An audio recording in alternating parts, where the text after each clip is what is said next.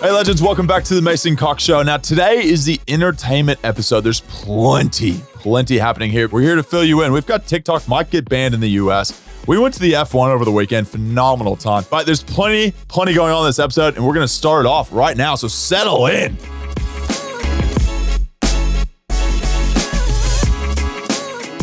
All right, let's get this kicked off. Braden, welcome, mate. Mate, I don't even know how you can talk to me. I'm a big wig now. The big dog. I go to all the big events, big socialite, Braden Cox getting around the city. You were getting recognized at the F1.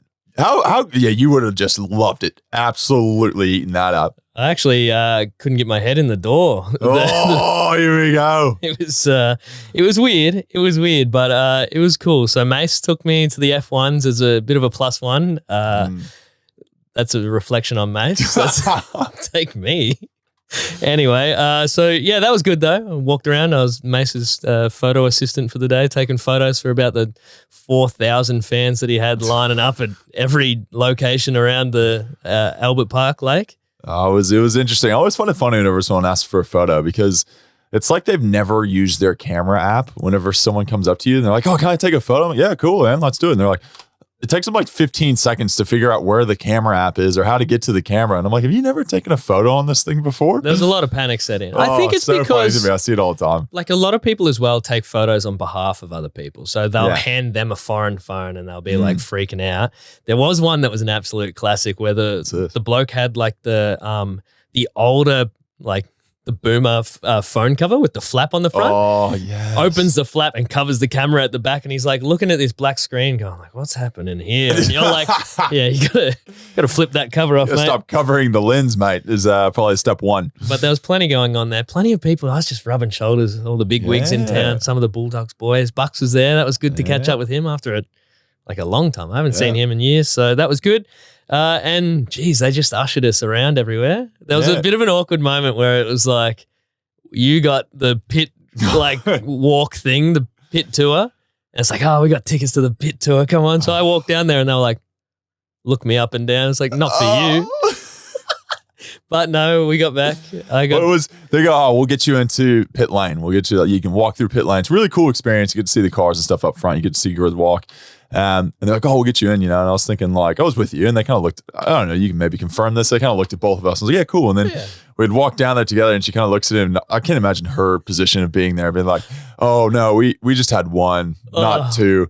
And then I felt so bad. And I was like, it was a car crash. It was an absolute car. It was awkward for everyone involved. And luckily enough, I walked over there and I was about to go in there and I started chatting to this other person I know that works at the F1. And he's like, oh yeah, like I don't need to go on the walk. And I said, actually, can I have that? I've got a friend of mine that might want to come in. So you were in line at the bathroom and I'm calling you and screaming you because you have about 10 seconds to sort your shit out to get out to this line. Yeah. And you just so sprinting, humming down the corner. I'm here for the freebies. I'm here for the freebies. So I was like, get out of my way, plebs. I got somewhere to be. So yeah, did that. It was cool though. It was cool. You got out on the good walk. How was it? Walked the finish line. Yeah, it was cool. I took like a million selfies and got a couple of photos out there. It was good. You put one up of me and you, which is I'm glad I could make your day. Taking a photo with the fans, always good. It. New Tinder profile or what? Well, I got a fair few followers off the back of that, so not bad. There it is. You also got some free beers, mate.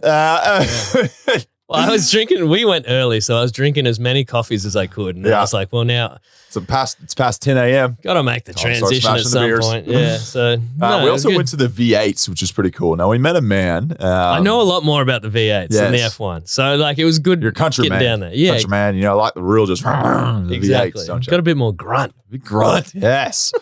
We did go down there. We sat there and met some of the Shell team. We met a man named Dick Johnson. He's an absolute legend of the V8s, an absolute legend of motorsport. But I couldn't help but think this whole time of what a name, Dick Johnson. He's doubled down on the penis jokes. I like meeting people from the phallus fraternity that we have going on. We got the Coxes and the Dicks. Coxes and the Dick Johnsons. And Johnson got along really well in the day. It's always good. Good time. But we will get into the water cooler chat. TikTok is getting threatened. The tickety-tockety that we all spend so much time on might get banned in the US. Which I don't like because we put a lot of effort into the TikTok. Obviously, TikTok owned by a Chinese, essentially, firm, really. It's not owned by China government, although a lot of people might think so because they're very ignorant, but they're owned by a firm in China. And there's, I guess, like question marks around whether or not the data is being sold to the Chinese government. And that's kind of the big kind of, push, I guess, from the US side of saying, we need to be really restrictive because we just don't know what we're actually sharing. And there's over 150 million US users a month. So you got to think half the population of the US essentially going on TikTok, at least for the month. And it's for them, I think, having that kind of detailed information into everyone's pocket and life and everything else is very threatening for the US, and they don't like that. So they're looking to maneuver themselves away from maybe TikTok, and I think YouTube might be getting a little bit push up in the rankings of social media from it. They've started YouTube Shorts recently, and that's gone off, and this whole thing's pretty crazy. So at the crux of it, there's fears that TikTok is that 2017 Chinese law that requires local firms to hand over personal data to the state if it is relevant to national security. So at any point, essentially the Chinese government can go, TikTok, you're a Chinese company. We now can essentially take all your data because we think there's a national security threat and you can help us try to sort that out.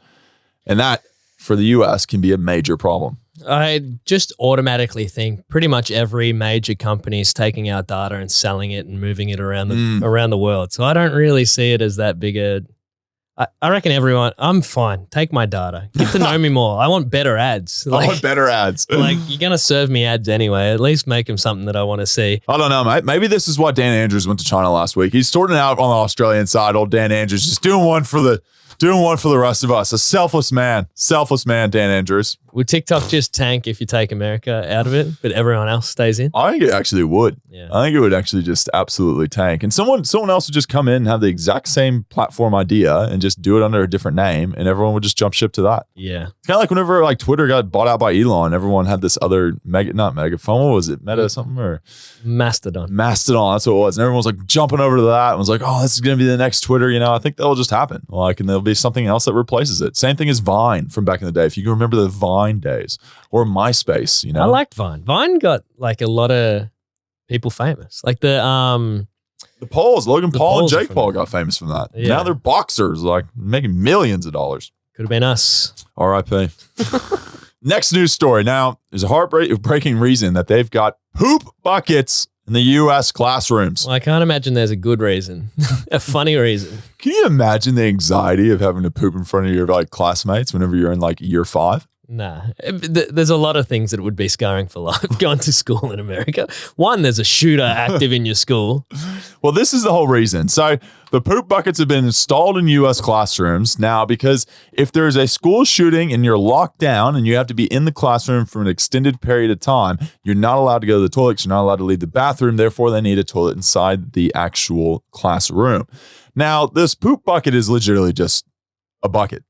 It's a bucket that's painted yellow and is known as the poop bucket that sits in the corner of the classroom. Now, I don't know what it's going to take for people to realize in the U.S. But I don't know if a poop bucket is literally the thing, the straw that breaks the camel's back whenever it comes to these things. But you think you would just go, let's maybe solve the problem and maybe sort out the whole fact that there's gun shooters coming into schools? The first thing that pops into my head is imagine you finally build up the courage to take a shit in front of 30 of your classmates and teacher on this yellow bucket. Mid shit, the shooter walks in. Oh, no. That's hell on earth stuff. Oh, that's scarring. Yeah, it's not great. I don't know. It would have been the last thing that I thought about. It sounds like they have so many shootings. They've done like a school shooting survey, and it's like, how can we make your shooting experience more comfortable? More comfortable.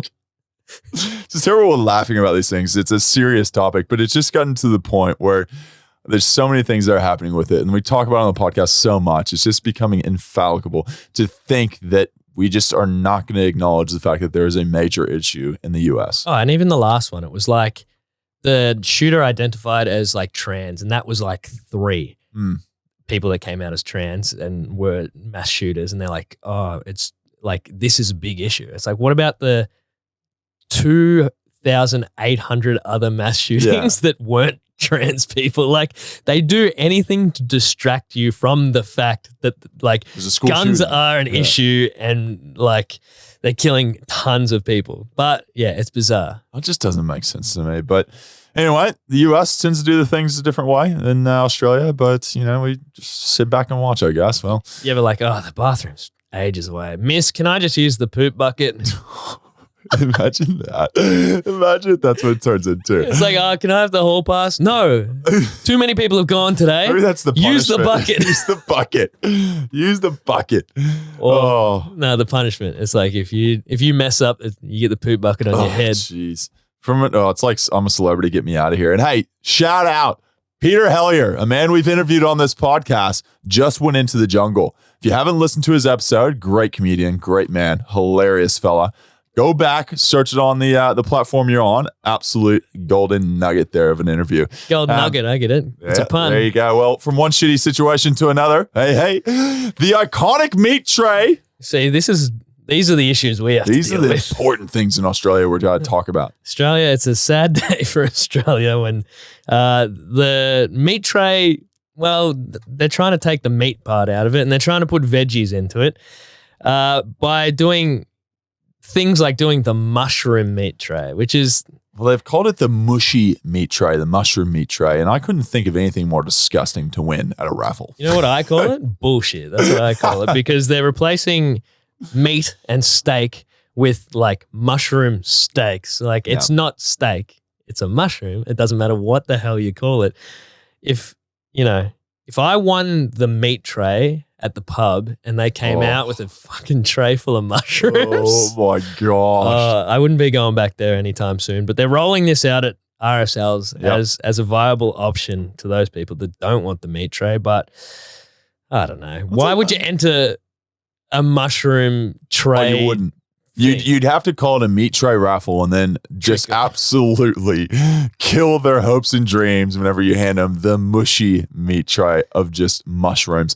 And I think of it, it's like who brings a vegetable tray to a party, right? If you were to bring a meat tray to a party or a vegetable tray, which one do you think people would be more happy to have? The meat tray. Yeah, it's not great. It doesn't look visibly good either. Like the whole thing just sucks. I'd rather win beer. I think actually, we're okay with it because the vegetarians out there, like, if you want to be vegetarian, that's totally fine. Like we, do your own thing in life. But the one thing we're going to realize from this is getting free beer is the better option of everything. Oh, 100%. And that's like vegetarians. Give us free jugs of beer. Surely vegetarians would be like, I'll just take a beer. It's like there's no meat in beer and I can take one of those. Yeah, you'd be pretty depressed even if you were a vegetarian. And like the cost difference in a meat tray and a mushy tray, it's like a meat tray is of value. I assume mushroom trays would cost like $4. Yeah, you better be giving me shiitakes and portobellas and everything in that damn thing. That's for sure. All right, we'll move it to the next segment. We've got weird news stories. Now, this is where Braden shines. He does his best work in this next segment, so it's going to be a doozy. Lock yourself in. Got some obscure ones this week, which, I mean, we have obscure ones every week, but these are, thinkers outside the box. Sex dolls sell out in Melbourne. Not because we're buying them. You speak for yourself, mate. But because they're using them in the carpool lane. So according to the Herald Sun, Melbourne commuters are buying the lifelike sex dolls and using them as passengers so they can sit in the transit lane because the traffic is flat out on the eastern on the way in, mate. It's actually quite genius. That is. Until you weigh up the cost of the sex dolls. Now, as you would know, sex dolls go for around $3,000. $3,000 for a blow-up doll? Don't act surprised. You know how much. $3,000. But it's not a blow-up doll. These are like the full silicon jobs with the... Oh, geez, like full people. Yeah. Okay. Do they put a full, suit on them and everything else to make them look more real life-like? Or her? Well, you'd have to, otherwise you get in trouble for having someone nude next year. But I wonder if, when you get to work, how you're you just That's actually so true. Like, do you just push it down on the floor, or you're picking it up and you're putting it in the boot, or you just throw a blanket over it? Just imagine pulling into your parking spot, your CEO is pulled up next to you, go, "Oh, hey, Bob, it's just my sex doll in the passenger seat. I don't know how I'm going to approach this situation, but let's get to work." There's plenty of upsides, because I'm sure you could use it for other things outside of the transit lane, but I'll let you use your imagination on what that could be. Now, we've got a new one from your home state. Texas. So, a Texas man uses his Apple AirTag to track down a person who stole his truck. Good news, right? Oh, yeah. I mean, that's pretty smart. About time we had a good news story. Yeah. And then he shot and killed him. Gosh, oh, no. It's like, Give me back my truck, dickhead. Yeah, that's more Texas than I've ever seen. Yeah, so the police said the truck's owner used an AirTag to track down the vehicle almost 20 miles away from where it was stolen. The alleged thief wasn't aware that the vehicle was being tracked. And then they're saying when confronted, the suspect may have drawn a gun on the owner, on the victim. And then, of course, he had a gun because why wouldn't you? You're in Texas. You're in Texas, mate. So he just lit him up. And unfortunately, he passed. But just goes to show, don't go stealing cars in Texas. Oh, don't do anything in Texas that's illegal. I'm telling you right now. I go back home and I'm just like arms crossed, just walking around. Like, don't touch anyone. Don't touch anything. Don't do anything. Like, they were saying, the police advice was don't go all vigilante and take matters into your own hands. But I don't know. He got his truck back. Pretty absurd from literally like the police who are constantly in the media for going past their probably rights as far as a policeman or woman. I feel like this is one of those ones. He said that on camera, but then he's like fist pumping like off camera. Like he's like, I say that, but also I have 30 guns at my house and 20 shotguns. Exactly. Now this one's an interesting one because I don't know if you know much about the streaming world. No, I'm not too into it, to be honest. So Aiden Ross used to be a Twitch streamer and he's recently moved to the platform Kick because Kick is a bit more looser around what you can kind of stream. In what way? So like he used to stream a whole heap of stuff about like gambling and Twitch brought in, rules and restrictions around what you can show because there's a lot of younger people on these platforms. And so Aiden Ross, massive streamer, made the leap from Twitch to Kick. He's had a couple of issues early days. So he showed porn on his stream because you're kind of allowed to over there until people pointed out that most of his viewer base are kids. Oh, no. So probably not the smartest. No. So he was doing some content where people in his Discord would send in videos for him to watch and react to. Now, his sister actually has an OnlyFans account. Gosh. And he was watching a video put together by a fan, and then halfway through, it cut to an image of his sister in an unfortunate circumstance. Oh, no. And, so he's seen his sister in some rude photos, we'll say. Is the best way to put it. Yeah, so imagine watching a video and then some nudes of your sister pops up. He's not forgetting that. The day and age he's tried to push that one, I'm sure, behind his brain as much as he could, and now it's just popped up right in front of his face. Imagine if someone sent you a video and your brother's OnlyFans popped up halfway through.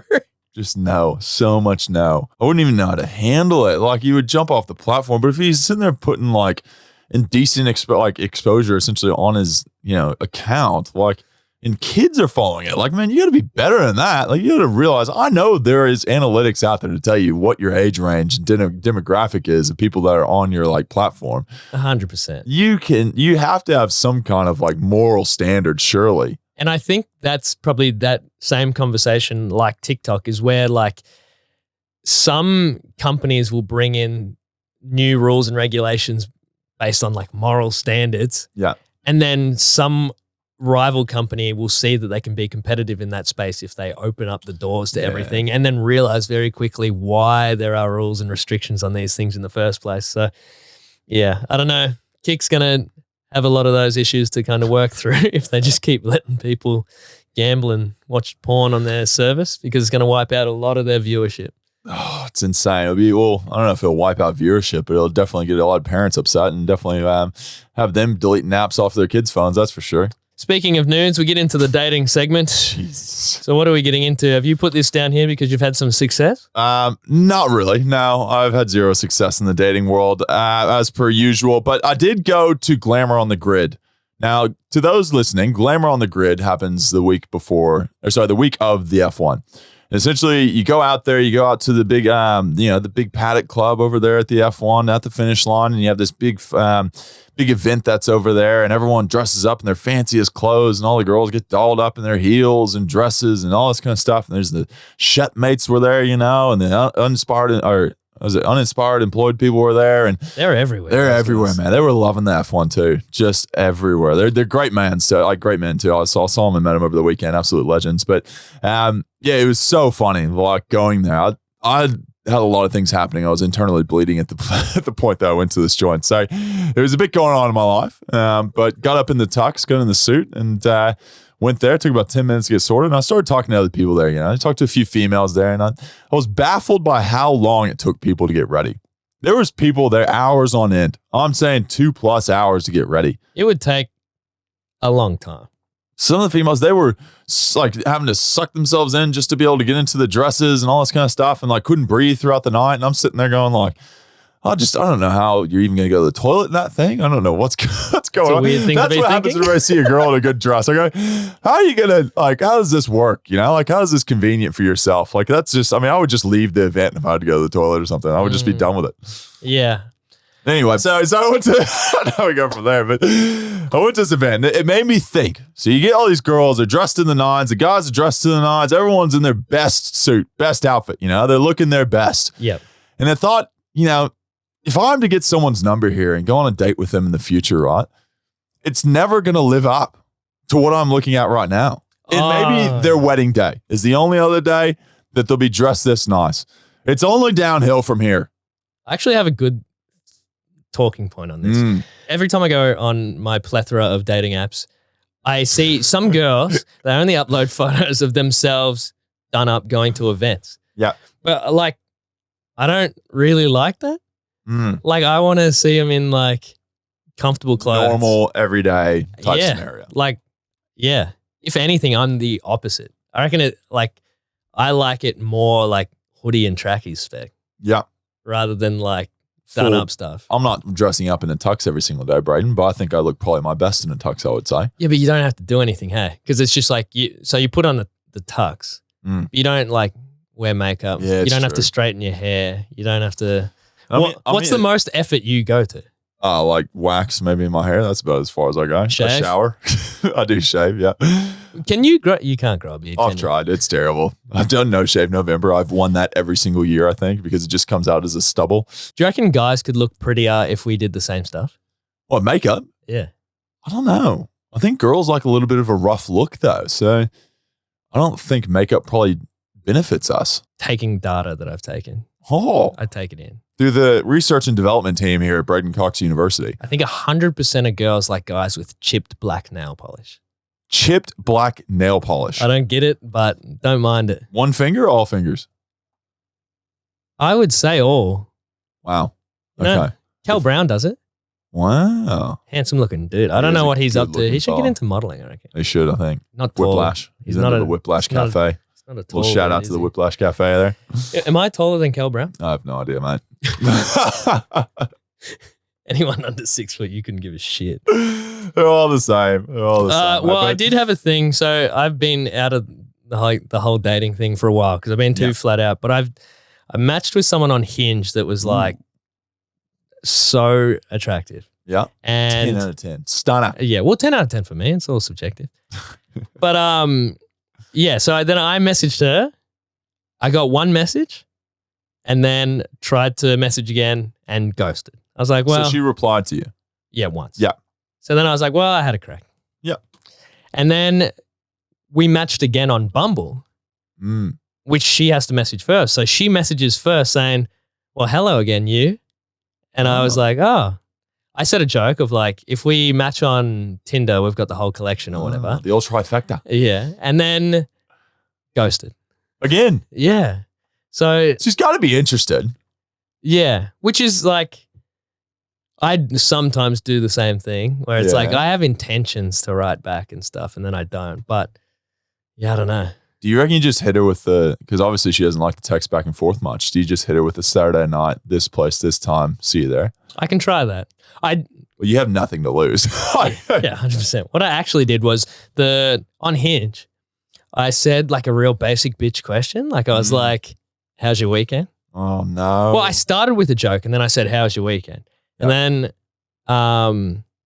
when we matched on Bumble, me being as stubborn as I am, I told my joke and then I said, still keen to know what you did on the weekend. Which I was I thought that like the second time around it turns it into a joke, but maybe not. I don't know. Sometimes, through text, you don't get the same tone. If we match on Tinder, I'm fucking dude, you finding out what you did on the weekend. Whether it kills me. I'm going to be lonely forever, but... Oh, you'll get there. We'll all get there. All right, legends, that is it for the entertainment podcast. As always, thank you so much for tuning in. But obviously, you got Tuesday mornings. We've got the sports podcast coming up, the wrap of the week and everything that's happened for the week prior.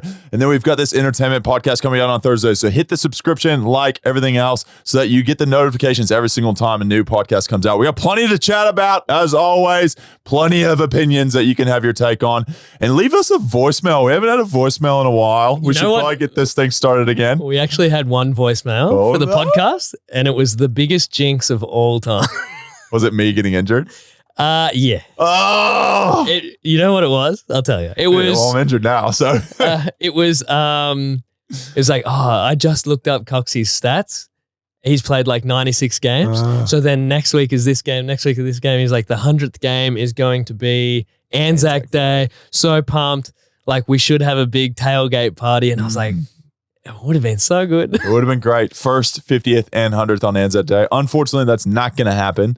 Well, now you can come to the tailgate. We'll just get lit in the car park. Oh, maybe we'll do a little live showing at the Anzac Day game. I'm dead serious. We're going to get a tailgate thing up and going. Once we get huge and famous, we'll have the biggest tailgates in Australia.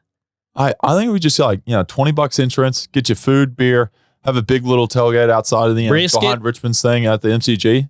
Happy days. If you could make like a tray of food, what are you chucking on it? Pulled pork, brisket, burgers, hot dogs. Mac and cheese? Essentially a meat tray. Yeah, with no mushrooms. No mushrooms. The mushy tray can get in the trash, in the bin. Yeah, I like it. We're going to do it. Anyway, so thanks everyone so much for tuning in. As mentioned, check out the other podcasts. And thank you so much for listening. Absolute legends to be part of this community. And to say we appreciate you and your listenership. Thanks so much. And we will speak to you soon. Like and subscribe. Otherwise, you get the poo bucket on your head.